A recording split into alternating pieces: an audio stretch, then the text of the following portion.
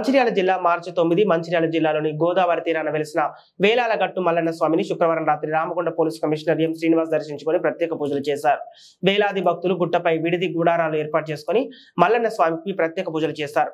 భక్తులకు ఎలాంటి ఇబ్బందులు లేకుండా పోలీసులు జాతర కమిటీ ఎండోమెంట్ సభ్యురాలు ప్రత్యేక ఏర్పాటు చేశారని సిపి పేర్కొన్నారు.